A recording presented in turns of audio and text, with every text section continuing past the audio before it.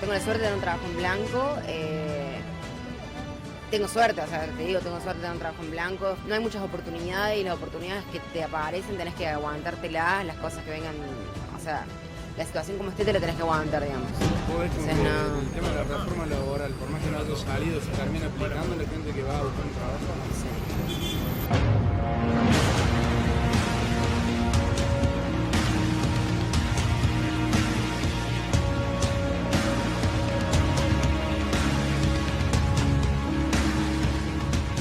El desempleado ahora es la gente que tiene trabajo en blanco, pero la gente que tiene trabajo en blanco no puede vivir con su salario. Lo que te estamos diciendo sistemáticamente, el modelo de Mauricio Macri verdaderamente ha causado estragos en toda la población, en la clase media, media alta, absolutamente en todo, ya no solamente hablando de las clases bajas. Y la segunda parte, ahora vas a ver cómo el consulado trata de rechazar la entrega de ciudadanía. Se ve que hay una orden de Italia justamente porque se van masivamente los argentinos. Hace un mes te mostrábamos en España la cantidad de gente que iba a Barcelona y a Madrid. Ahora te estamos mostrando Italia. Dale.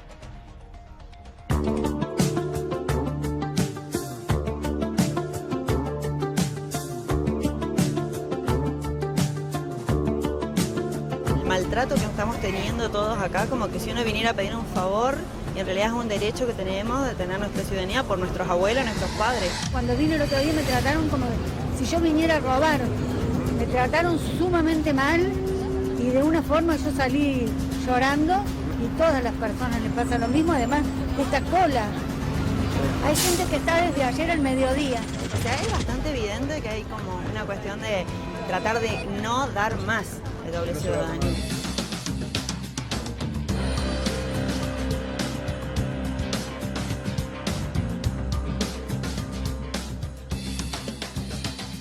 Fuimos a una de las zonas más importantes de la provincia de Córdoba en cuanto a la producción, en cuanto al trabajo, en cuanto a los recursos económicos que se mueven. Estamos hablando de Brickman, una zona de productores agrícolas, pero además también de tambero, mucho tambero en Brickman. Y vamos a ver las imágenes de tambo que fuimos a visitar. Por favor, Jorge, ponelas a pleno para que la gente se dé una idea de lo que estamos hablando. Cómo los tambos están desapareciendo y hay fábricas importantes de lácteos. Por ejemplo, Sancor, que fueron recuperadas por sus propios trabajadores. Estamos hablando de la Argentina que viene, porque se viene una Argentina de cooperativas. Esto es así, querramos o no. Se está detectando en los productores que hay ánimo justamente de hacer cooperativas porque la situación no da para más. También estuvimos en esa cooperativa justamente recuperada hace muy poco tiempo por sus trabajadores, pero en este caso particular hablamos justamente con este productor de lácteos justamente de la zona de Córdoba, en donde nos cuenta que absolutamente todo está dolarizado. ¿Viste cuando te preguntás por qué la leche está dolarizada? Bueno, nos contaba este señor que lamentablemente el alimento de las vacas está dolarizado. ¿Y cuál es ese alimento? El alimento es maíz. Dale.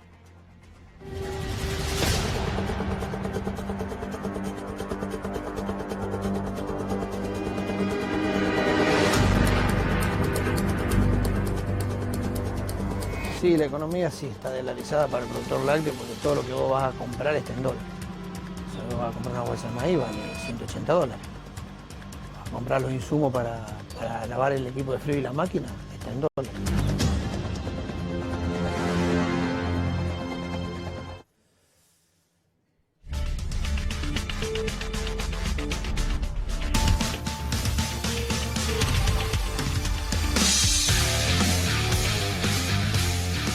Te decía, la Argentina que se viene, la Argentina de las cooperativas, hablamos con el productor lácteo, en un ratito vas a seguir escuchando más, hasta el alimento de la vaca está dolarizado. Claro, no es un alimento que tenga mucha mano de obra, digamos, ese propio alimento, no, para nada, es maíz puro, es maíz que sacan de ahí nomás, de los propios campos, pero está dolarizado, lo sacan a 2 metros, pero tiene precio dólar. Mirá cómo ha caído el consumo de leche y ya lo empezamos a hablar con Ariel Aguilar, que es el vicepresidente de SGERA. ¿Cómo anda, Ariel? ¿Bien? Buenas noches, Tomás, ¿cómo estás? Bueno, esta es la caída del consumo de leche del año 2015 al año 2019. Es realmente impresionante cómo ha caído en litros de leche el consumo justamente en la República Argentina.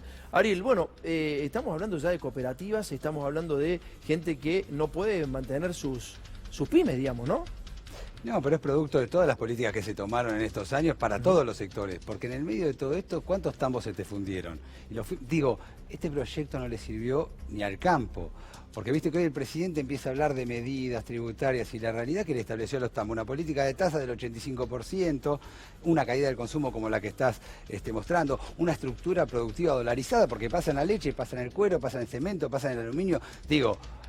Tenés las tarifas para producir dolarizadas. Ese es el esquema que hoy tenés. El fenómeno es el mismo y trasvasa absolutamente todas las actividades. Claramente. Bueno, otra de las cosas que trasvasa todas las actividades es justamente el crédito, la falta de crédito para productividad. Los muchachos están pidiendo para producir. Bueno, los bancos no dan crédito, dice este productor tambero, porque tienen desconfianza de si lo pueden o no devolver. Dale.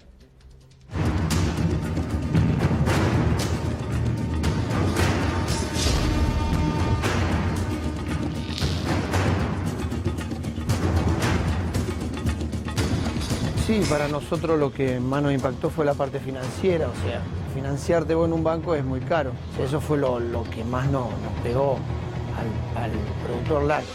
Es muy difícil pagar una deuda con las tasas que tenemos ahora, más o menos entre el 80-85% un crédito. ¿El gerente del banco te la da? El gerente del banco trata de no dártelo, porque es algo que va a ser muy difícil de devolver.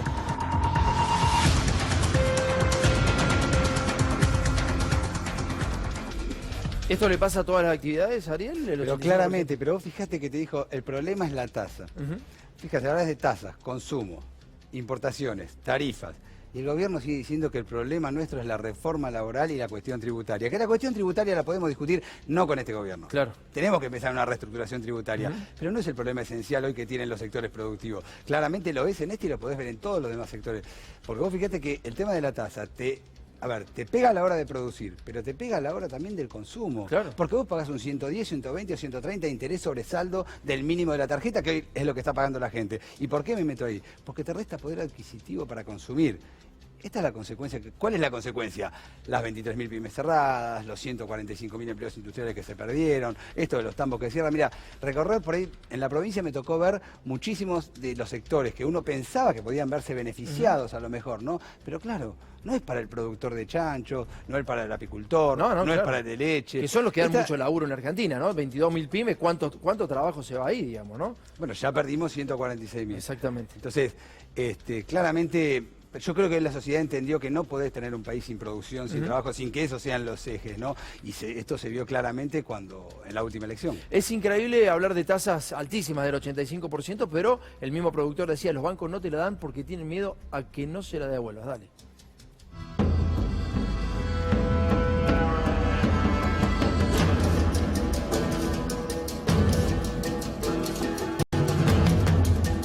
De financiación, ¿a qué monto en pesos estás refiriéndote aproximadamente? Un productor de 2 tambos acá en la zona de así pastoriles necesita para afrontar una siembra de 2,5 millones, 3 de pesos. ¿Cómo le ves la salida o qué salida habría que tener hoy? Hoy habría que, para el productor lácteo, hoy que está haciendo las inversiones que necesita para poder mantener las vacas el invierno que viene, una financiación a una tasa acorde. Que se pueda devolver un 25, un 20. ¿Antes estaba eso? Sí, en el 2014 teníamos una tasa acá en el Banco Provincia de Córdoba del 20, 22%, para financiar las campañas de siembra, la campaña de silo y esas cosas. Y hoy no, hoy tenemos el 80%, 85%.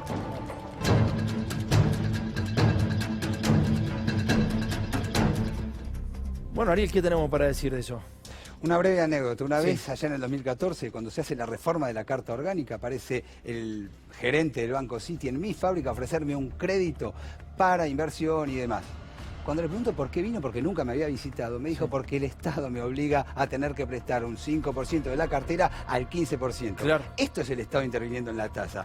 Y este esquema de especulación financiera es un Estado al servicio de esto, ¿no? De la especulación financiera. Gracias, Ariel, por haber venido. Muchísimas gracias. Ahora sí, vamos a ver cómo son las cooperativas que empiezan a formarse. Sancor quebró en Brickman y los trabajadores empezaron a levantar esa empresa. Quédate con esta imagen porque esto es lo que viene en la Argentina. Dale.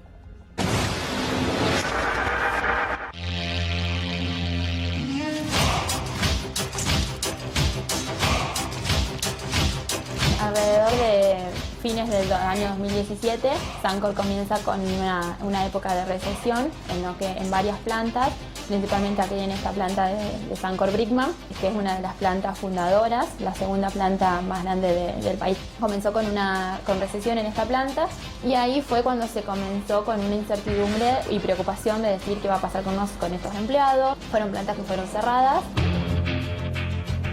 El tema nos llevó a buscar 70 años atrás qué es lo que puso en marcha a la cooperativa Sancor. Y ante el cierre de esta fuente de trabajo, que en este momento tenía 120 empleados, nos quedó únicamente el recurso de formar una cooperativa de trabajo destinada a manufacturar lo que producimos nosotros en nuestra zona, que es la leche. Toda esta situación de recesión fue muy desgastante a nivel familiar, porque acompañar al trabajador que no sabe qué va a suceder con su condición de trabajo. Por ello, junto con los empleados y las familias de los empleados que se quedaron sin trabajo, pusimos en marcha esta cooperativa que produce lácteos, que produce quesos. Nos dedicamos a la elaboración de quesos en todas sus variedades, duros, semiduros y blandos, y también crema de leche.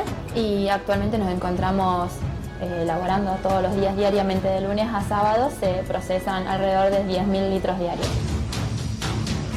Y no hemos tenido ninguna respuesta por parte del gobierno nacional, lo cual denota por ahí un dejo importante por parte de nuestras autoridades nacionales respecto de lo que es la economía regional que tiene los distintos puntos de nuestro país. El modelo de una cooperativa de trabajo es un modelo que genera muchos frutos, es muy, digamos, se puede adaptar a muchas situaciones, así que claro que considero que es un modelo a seguir, incluso en una situación así como se nos dio a nosotros, de una recesión laboral, que surja un emprendimiento así, sí.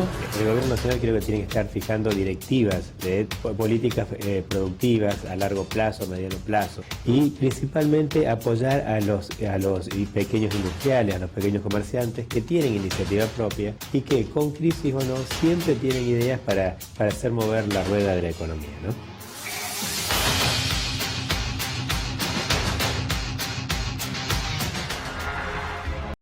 Este es el problema verdadero de la Argentina y lo que vas a escuchar ahora es verdaderamente indignante. Mauricio Macri hablándole a la clase media. Te vamos a mostrar las pruebas de lo que sucedió el lunes después de que Mauricio Macri le dijera en la cara a la clase media que se acabaron los recortes, los ajustes.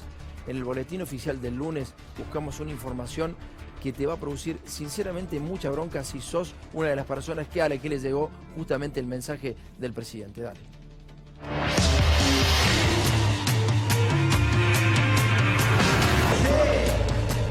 Que estos años, especialmente el último año y medio, fue muy difícil.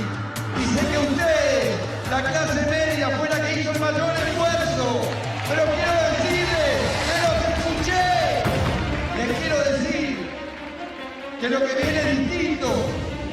Ahora viene el crecimiento, ahora viene el trabajo, ahora viene la mejora del salario y viene el alivio en el bolsillo y en el fin de mes. Se acabó el ajuste. Se acabó.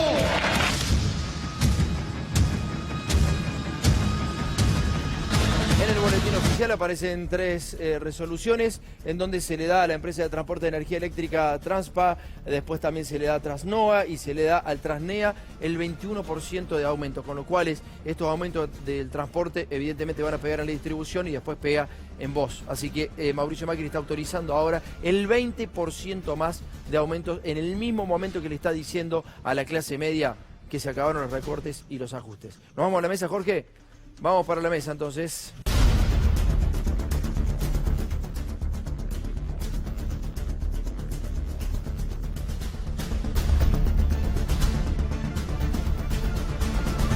Bueno, ya estamos con todo el equipo, pero lo saluda Hernán Lecher, con quien vamos a empezar a desarrollar la información que trajiste. Buenísima, Hernán, ¿eh? ¿Cómo estás, Tomás? Buenas Sí, efectivamente. A ver, no podemos prever con precisión qué va a dejar este gobierno en diciembre, para el próximo gobierno. Ahora, claramente podemos decir que hay varias cosas que vencen probablemente desde diciembre en adelante y podemos hablar, yo diría, de un verdadero campo minado, de cosas que el próximo gobierno va a tener que desactivar para que la situación social, para que la situación económica de la Argentina definitivamente no empeore. Es muy interesante, empezamos viendo entonces la primera placa con información, Jorge. Empezamos con el aumento de la pobreza hasta diciembre, así va a recibir el próximo gobierno en diciembre la tasa de pobreza. Esto discutimos en la última semana. El propio Alberto Fernández, hoy, principal candidato en las próximas elecciones, dijo que quiere una industria que también se preocupe por el hambre en la Argentina. Y a ver, si hablamos de hambre y hablamos de pobreza, los datos son contundentes, 35,4, pero algunas cosas para pensar a futuro. La primera es, cuando nosotros separamos los trimestres, el segundo trimestre del 2019 da 37. Claro. Con lo cual el segundo semestre de este año arranca en 37. Pero además, en esa medición claramente no está lo que pasó post-elecciones, la corrida cambiaria y el impacto sobre la inflación. 3,8 dio la canasta básica alimentaria en el mes de agosto, probablemente de arriba de 6. 5,8 dio la inflación hoy en las expectativas del REM del Banco Central, que son más bien conservadoras. Y además, siempre y cuando no pase ningún martes 13, es decir, de acá a fin de año no tengas una nueva corrida. Ese es el escenario que recibe el próximo gobierno en términos de pobreza. Bien, perfecto. Entonces tenemos en diciembre el 40% de pobreza. Pero ¿cómo van las tarifas? Pensá qué va a pasar en diciembre con las tarifas. ¿Qué hizo Mauricio Macri? Fue los aumentos otorgados, pasarlos para diciembre. O sea, lo que ya consumimos, lo pagamos en diciembre. Claro, efectivamente. A ver, tal vez no nos acordamos, pero entre junio y septiembre te descontaron el 20%. Si te fijas en la boleta, vos decís, che, pero me aumentó. Sí, pero igual te descontaron el 20%. Y ese 20% lo pagás entre diciembre y marzo. Es decir, vas a tener un aumento en la boleta exclusivamente por lo que ya consumiste y todavía no te cobraron. Pero además de eso, en el mes de diciembre vas a tener probablemente audiencias públicas de gas y de electricidad. Tanto las empresas de gas como las de electricidad están reclamando, porque vos te acordás que el gobierno acordó en principio un congelamiento de las tarifas. Claro, pero ¿qué le dicen? Dicen, che, pará, nosotros queremos cobrar esto claro, que perdimos en estos meses. Debería haber sido en septiembre y octubre. No fueron en septiembre, no van a ser en octubre, en diciembre están reclamando. Por ejemplo, el gas quieren que se actualice por el índice de precios mayorista. 11,2 dio en el mes de agosto exclusivamente, y el índice de precios mayorista, con lo cual agárrate en lo que tiene que ver con gas y electricidad. Electricidad, además, un problema que le tiraron el muerto a la Ciudad de Buenos Aires y a la provincia de Buenos Aires, que por primera vez van a tener que definir qué hacen con este tema. Bien, entonces en diciembre tenés un 40% de pobreza, tenés un aumento tremendo de luz y de gas, y también vamos a ver cómo vienen los medicamentos. ¿Cómo deja el país Mauricio Macri respecto a los medicamentos, no? Medicamentos. A ver, en los últimos 4 años tenés un aumento de aproximadamente 400%, 393% en promedio de los medicamentos más consumidos, en este caso, por los adultos mayores. Ahora, los laboratorios decís, bueno, les fue bien. No, con la caída de las ventas están reclamando, por un lado, la caída de las ventas, pero además le están reclamando al Estado que le debe 10.000 millones de pesos. Esto es el marco en el que Alberto Fernández, por ejemplo, plantea el acuerdo de precios y salarios. Entonces, van a ir los laboratorios y decir, che, pero mirá que a nosotros nos debes 10 lucas. Y vos le vas a decir, bueno, pero aumentaste los precios. Esa es la discusión que se va a dar, y obviamente hay una tendencia a que ninguno vaya a querer perder. Desde diciembre tenés este problema. Bueno, esto no es lo más grave inclusive, ¿no? Estamos viendo cosas gravísimas, pero no son lo más grave. Tenés un 40% de pobreza que va a recibir el próximo gobierno, aumento de energía eléctrica y además de gas. Además tenés el aumento de los medicamentos y todo este lío con los laboratorios, pero también los combustibles. ¿Cómo vas a hacer para mantener un vehículo con el seguro, con los insumos y además las naftas? ¿Qué están reclamando las petroleras? Bueno, efectivamente el gobierno dijo, bueno, congelamos las naftas. No funcionó tampoco, aumentó 4%, pero ¿qué reclaman las petroleras? Dicen, a ver, habíamos quedado que los combustibles seguían el precio del dólar. La última devaluación y la anterior todavía no llegamos al precio del dólar. O sea, están reclamando casi un 40% de atraso en el precio de lo que tiene que ver con los combustibles. Esto también le da el marco a la discusión del pacto de precios y salarios. Las petroleras dicen, nosotros estamos atrasados, los combustibles debían estar al precio del dólar, estamos 38% abajo. Ay, esto le da un marco feísimo al fin de año, seguramente un marco social con mucho enojo, evidentemente. Afuera ya no se puede viajar, evidentemente, y acá transitar por las rutas va a estar complicado. Peaje, nafta, bueno, la verdad que va a ser muy complicado el fin de año en la Argentina. Nos vamos a las garrafas. ¿Cómo viene el tema de la garrafa de gas licuado de petróleo? Bueno, vos te acordás que ahí hablamos del aumento del gas por corriente, digamos. Sí, claro. Ahora, el envasado, ¿qué pasó? En principio, el gobierno anterior había modificado esto de la garrafa social, que nunca las encontrabas. Cuando ibas a comprar no estaba, lo cambió por el plan hogar, que era una transferencia directa a la persona que cobraba. Bueno, en 2015 te daban 77 pesos por cada garrafa. La garrafa valía 97, con lo cual te cubría el 80%. Hoy ese valor está en 183 pesos. Aumentó 140%. Ahora, la garrafa, por, digamos, lo que dice la Secretaría de Energía, está en casi 300 pesos. O sea, ya te cubre el 60%, ya no te cubre el 80% como cubría antes. Pero además, como desregularon absolutamente todo, no la encontrás ese valor.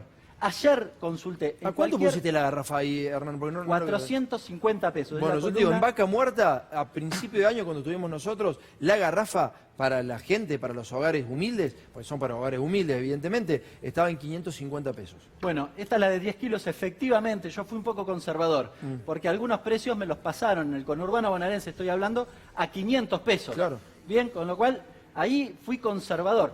Claramente, ¿sabes cuánto te cubre los 183 pesos? El 40%. Si es 500 o 550, te cubre el 30%.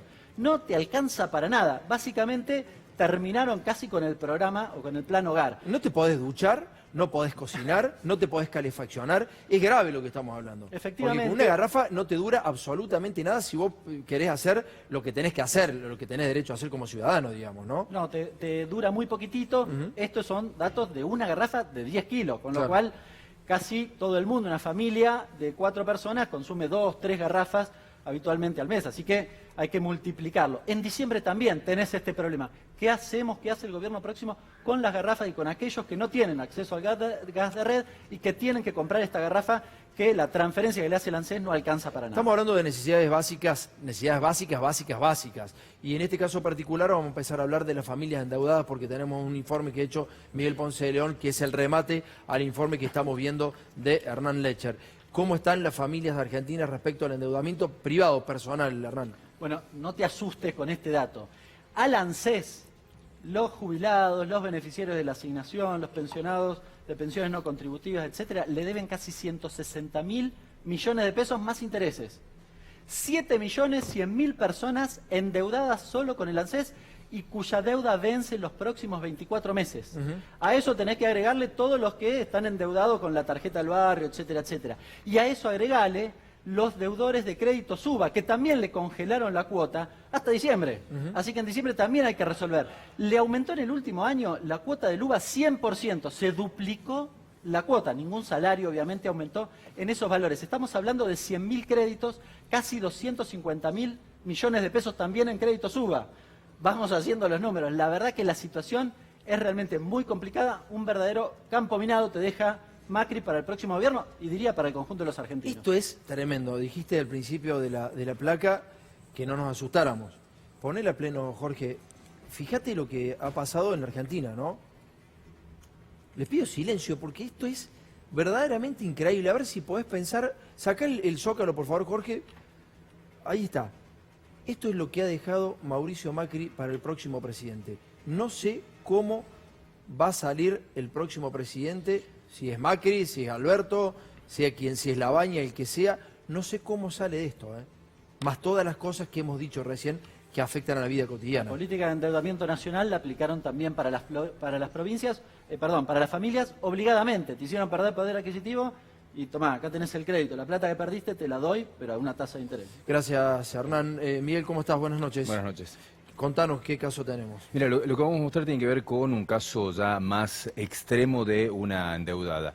Iris lo que representa es la endeudada que tiene una capacidad para generar algunos ingresos. Es comerciante hace más de 20 años. Vos fíjate, Tomás, que primero empezó pidiendo un crédito a un banco, porque se le empezó a complicar con las ventas. Pero después se le acabó ese dinero y ya después de agosto del año pasado tuvo que pedir el préstamo a un privado. Empezó a tener el crédito al banco, empezó a tener esta deuda con el privado y tuvo durante meses esa necesidad de pagarle. En febrero ya se le complicó, porque en febrero ya no podía pagar, entonces tuvo que pedir préstamos a familiares para poder pagarle a este privado. Lo que le ocurrió, lo peor de todo, hace meses, es que ya no tiene a quién pedirle, ya se le acabó la plata, se le acabó la posibilidad de parientes o amigos para pedirle y no puede pagarle a ese privado. Hoy lo que le ocurre es que está a punto de perder su casa.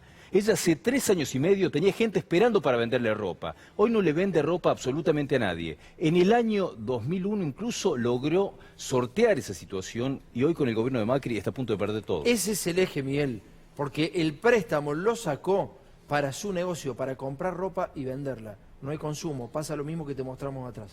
Dale.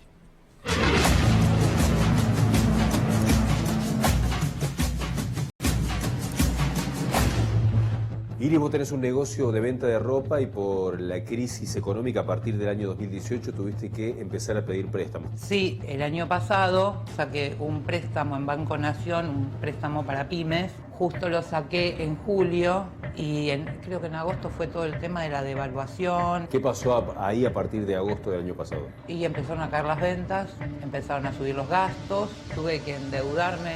Aparte de lo que tenía en el Banco Nación, un prestamista privado, y después de diciembre, no sé, se murió el país, porque no repuntó la venta, cada vez me es más difícil pagar, el del Banco Nación ya hace meses que no pago, tengo la casa embargada. ¿Cómo eran tus ventas hace 3 años y medio? Estaba siempre lleno el negocio, hacía colas en el probador, y hoy es una desolación. Te llega esta asfixia económica y a partir de ahí recurrís a un prestamista privado. Sí, y yo nunca tuve problemas, hasta que me trabé la primera vez y bueno, ahí empezaron las amenazas, empezaron los gritos por teléfono, empezaron cosas feas. Cuando vos le pedís el préstamo, ¿le pedís un préstamo en dólares? ¿Con qué porcentaje de interés? ¿Cómo era? Por ejemplo, vos le pedís $1000 y vos todos los meses tenés que pagar $110 de interés. Hasta que vos tengas los $1000, bueno, el mes que tenés los $1000 le pagás y no le pagás más interés.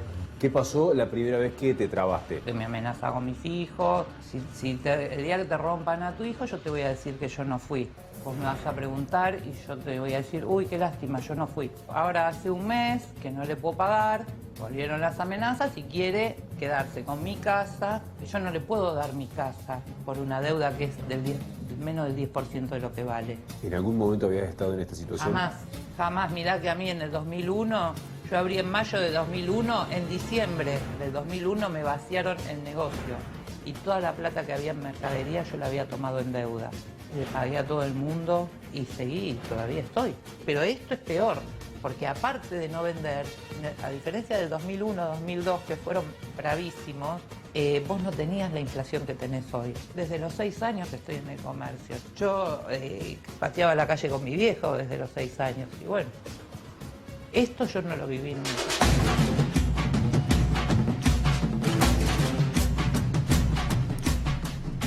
Después de ver los números que te dice Hernán, los llevamos a la práctica y de la teoría a la práctica, eso es lo que sucede. Hernán, ¿me haces un cierre, por favor? No, tremendo. La verdad que cuando uno escucha que en el 2001 efectivamente le pasó lo que le pasó y pudo salir adelante, y esta situación es realmente muchísimo más crítica, te das cuenta que estamos viviendo en una Argentina que la verdad te invita a no producir y a irte del país en muchos casos. Muchísimas gracias, Hernán, por haber venido. Ahora hablamos de Barisco, Sergio Barisco, el intendente de Paraná, que ha terminado verdaderamente muy mal. Así terminaba ayer, te lo mostrábamos y empezamos a hablar con Juan Aronso.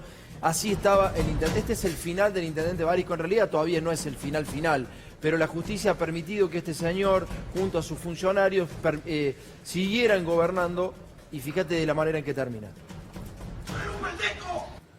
¡Vos me hiciste un hijo de puta como un perro! ¡Vos no me vas a dar el laburo! ¡Yo te termino de matar, la concha de tu madre!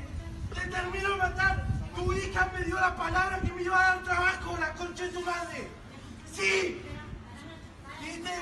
¿Viste de bajar los cheques, hijo de puta? ¿Quieres un médico? ¿Quieres un médico?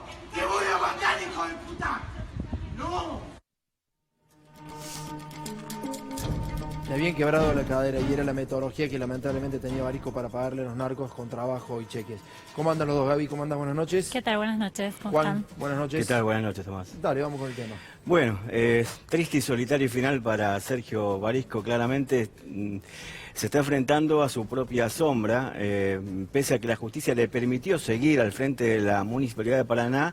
Hay un vacío de poder clarísimo ahora en Paraná porque Barisco está hospitalizado en la clínica Modelo de Paraná, como bien decías vos, con una fractura de cadera por este episodio. Por este episodio hay 3 personas que hasta hace unas horas estaban detenidas, son 2 hombres y una mujer. Los dos hombres se habían reunido, según Barisco, a la mañana con él en el municipio y le habían, digamos, pedido trabajo y otras cosas. Él se negó, lo esperaron en la puerta de la casa de su madre. Mentira, Juan, la tenés clara que es mentira. Eso es lo que sostiene él. Sí, Eso es lo que sostiene él. Lo cierto es que Barisco está siendo enjuiciado por un hecho gravísimo que tiene que ver con el narcotráfico.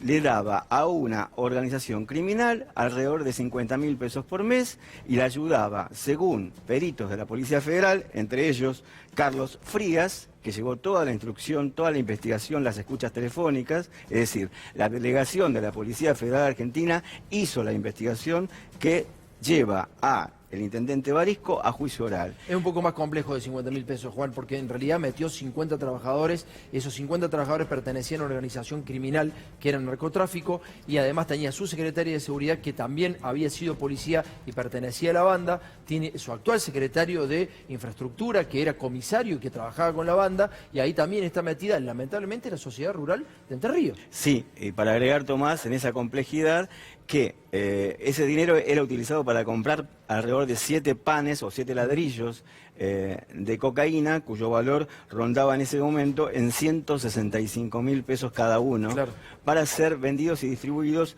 en la región. Eso lo probó, digamos, la Policía Federal y declaran en el juicio oral. Es decir, Barisco está muy complicado e insisto, con esta situación de salud hay un claro vacío de poder en Paraná y además se negó siempre a tener custodia. Cuando uno habla con la policía local te dicen que Barisco jamás aceptó custodia y que está, bueno, íntimamente relacionados con el narco Daniel Celis. Nosotros mostramos acá justamente que entre diciembre y enero Barisco cerró la municipalidad porque estaba enfermo. Cerró la municipalidad.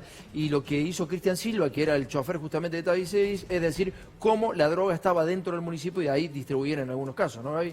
Sí, y lo llamativo de todo esto es que Barisco fue candidato a intendente nuevamente, perdió las elecciones en junio contra el vicegobernador de Entre Ríos, que es Adán Bal, que fue finalmente quien ganó la intendencia de Paraná, pero le ganó por 10 puntos, 45 puntos sacó Adán Bal en esa elección y 35% de la población votó nuevamente a Barisco ya estando procesado por narcotráfico. Una cosa, Gaby, es importante también señalar esto. Era parte de la Federación de Municipios Radicales. Salían todos los intendentes radicales apoyándolo a Barisco en la foto siempre.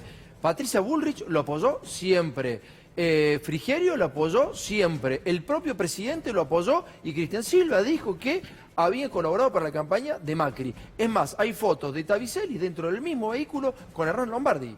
O sea, están todos hasta las manos. Cuando les conviene hablan de narcotráfico y cuando no les conviene lo apoyan al narco.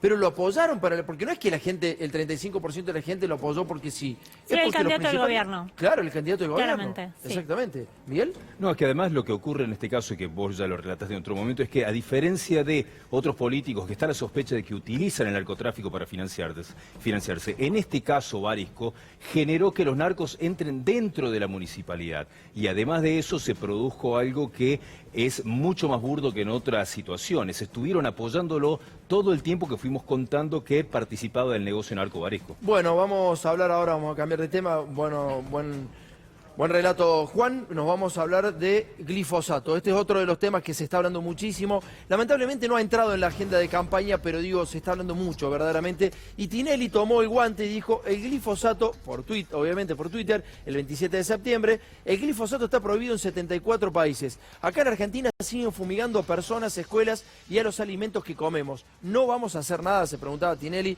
La mujer de Tinelli también, que es otra de las personas que está comprometida con el tema, lo presenta Ciro, de 7 años, según cuenta Sabrina, su mamá tiene 120 veces más glifosato en la sangre que cualquier persona. Y esto es porque estaban fumigando absolutamente todas las escuelas de todo el país. Nosotros estuvimos en las principales, hicimos informes federales en todas las provincias y verdaderamente la situación es catastrófica. Vamos a hacer un resumen y te vamos a mostrar lo que está pasando hoy en un pueblo de Córdoba donde ya ha intervenido la justicia porque hay pibes que han sufrido alteraciones y modificaciones genéticas. Dale.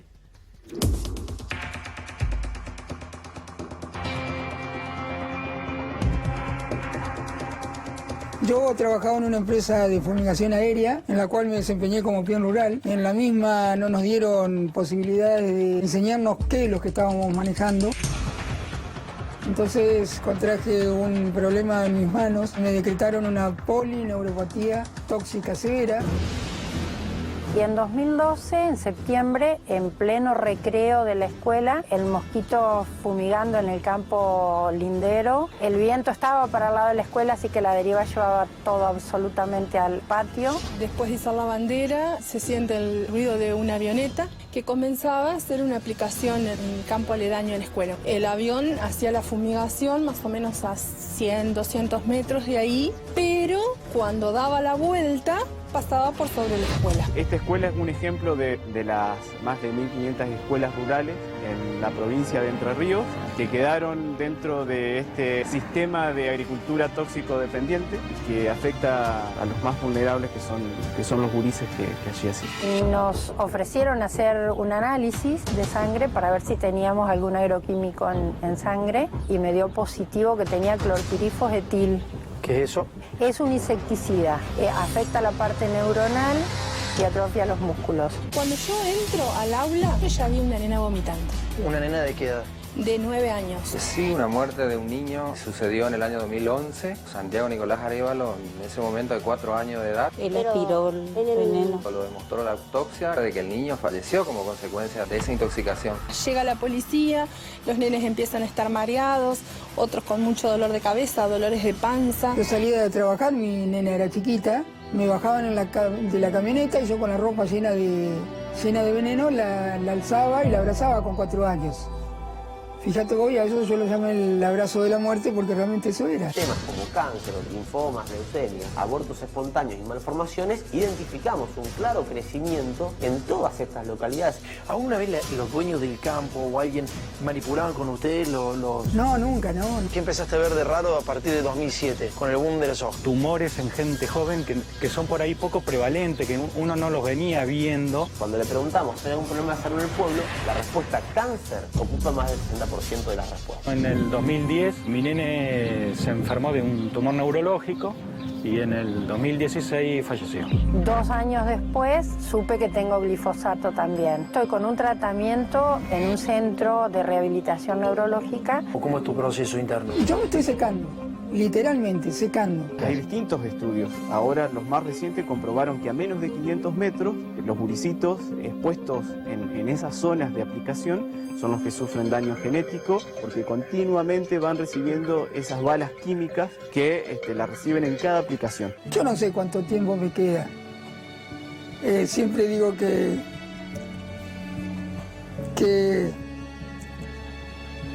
es muy duro esto. Y ni sé a quién voy a convencer y a quién no. Pero háganos la gauchada de escucharnos, aunque no nos entiendan, y de que vean de que así como está la agricultura actual que nos impusieron, nos va a terminar matando a todos.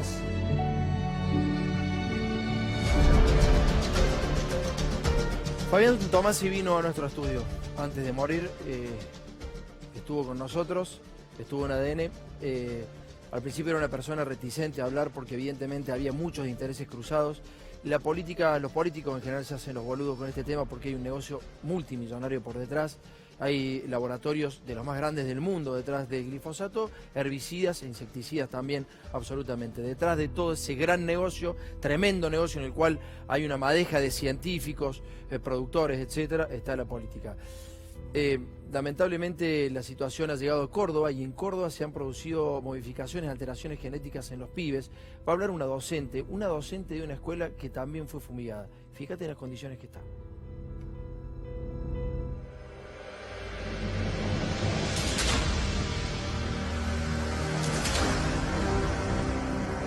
De 75 años que vivo acá.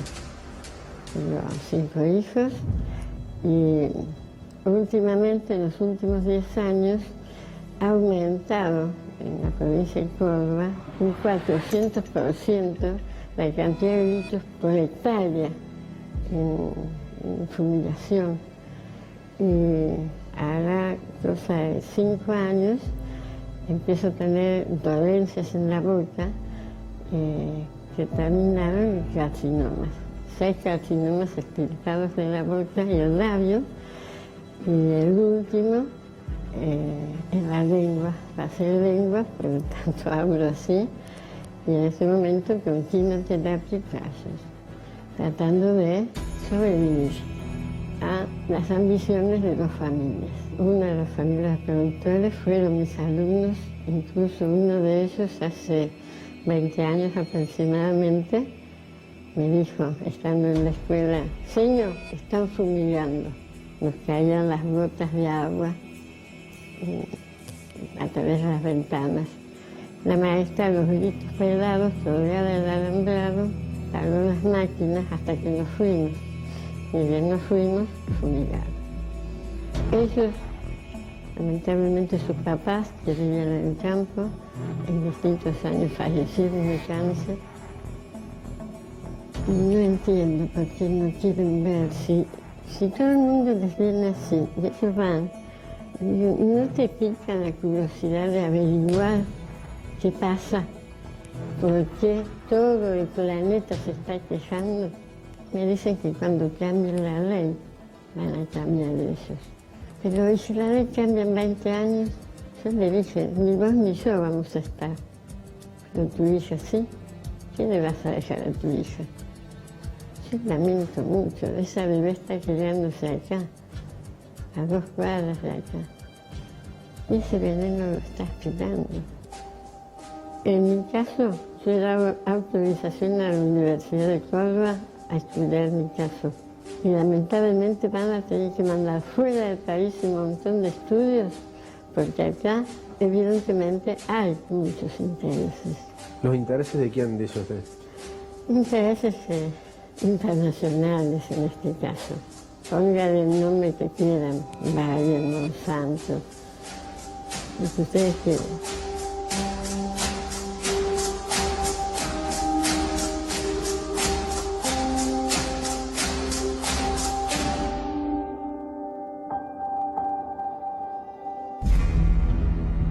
Van a dejar de fumigar a la escuela una vez que cambie la ley. ¿Y la ley puede cambiar, Gabriela? Bueno, a ver, te digo, ¿cuántas veces se discutió en el Congreso un proyecto de ley relacionado con agrotóxicos? Ninguna. Ni una sola vez. Ni una sola vez. Ningún diputado de Entre Ríos, de Corrientes, de Córdoba, de Santa Fe, nadie. Algunos presentaron algunos proyectos, pero nunca se llegó a tratar, ni en comisiones, ni en el recinto. En este caso te diría casi toda la clase política está de acuerdo en no tratar este tema. Claro. Porque, bueno, en algunos casos podemos decir porque hay intereses detrás. También porque es poner en discusión el sistema productivo argentino.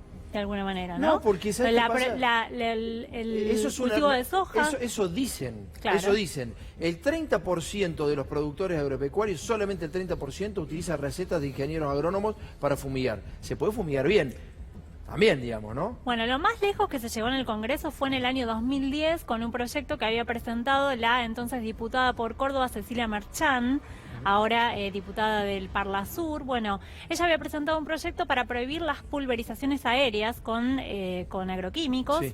Y eso, lo máximo que se llegó fue hacer una audiencia pública en el Congreso, de la que participaron los diputados que habían apoyado el proyecto. En ese momento Victoria Donda, Pino Solanas, algunos diputados del Género, Horacio Alcuaz, Ariel Basteiro del socialismo. Bueno, lo máximo que se hizo fue una audiencia pública en el Congreso, participó también un especialista del CONICET y hasta ahí llegamos. Después hubo algunos proyectos para tratar de limitar o ampliar el control. La fumigación aérea es insecticida, vamos a diferenciar ahí porque claro, si no van a hablar, es el insecticida, lo cual es peor, digamos, ¿no? Exactamente. Lo cual es mucho peor, digamos, pero bueno. Y los límites se encuentran en realidad cuando interviene la justicia.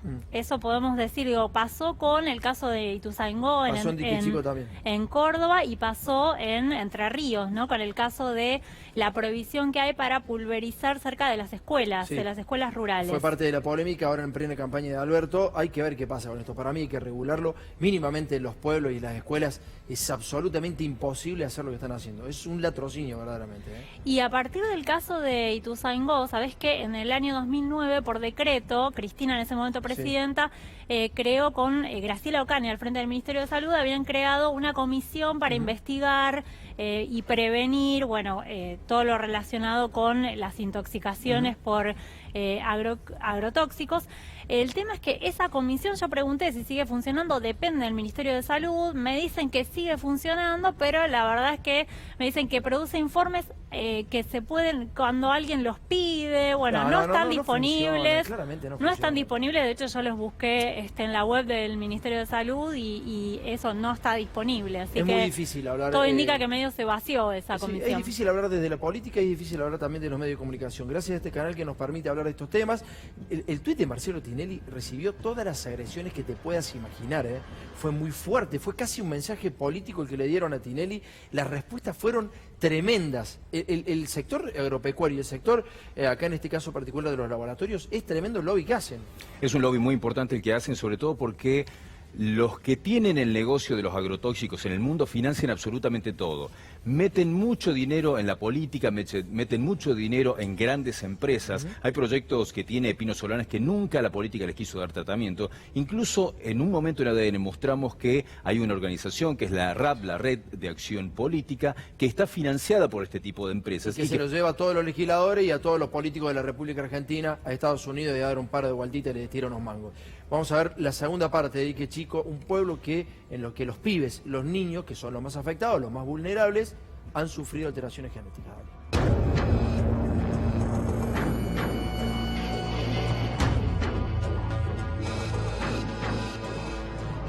Sintéticamente en Ike Chico lo que pasó es que en el año 2017 se dictó una resolución por la cual puso una franja de resguardo de 1000 metros para fumigar con cualquier tipo de agroquímicos. ¿Qué pasó? Un grupo de productores agropecuarios interpuso una acción de amparo y logró la suspensión provisoria de esa resolución que dictó el jefe comunal de Ike Chico. Pero ¿qué pasa? La Ley Provincial de Agroquímicos de la provincia de Córdoba, 1964, establece que para las clases toxicológicas 3 y 4, entre las cuales se encuentra el glifosato, no hay ninguna restricción. Yo puedo tirarlo a 10 centímetros. Teniendo en cuenta que el glifosato ha sido declarado por la Agencia Internacional para la Investigación del Cáncer, que depende de la OMS, como probable cancerígeno, es inaudito que al día de hoy el SENASA, que es la autoridad de aplicación a nivel nacional, no lo haya reclasificado y sacado de la categoría de producto que no ofrece peligro. Entonces, esta gente se encuentra desamparada. Toda la comuna está rodeada por campo.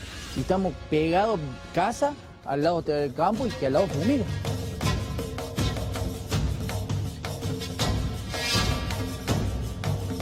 Desde la comuna, o como ustedes ven, habremos hecho 80 metros. Miren, ese es el campo. Acá pasan el mosquito sobre este alambrado. Y si te das vuelta, ves la distancia de la casa. Nada. En Córdoba Capital, de acuerdo al registro provincial de tumores, 135 personas mueren por cáncer cada 100.000 habitantes. En el interior, como decíamos, las zonas más ojeras, 229 personas cada 100.000 habitantes por año. Nosotros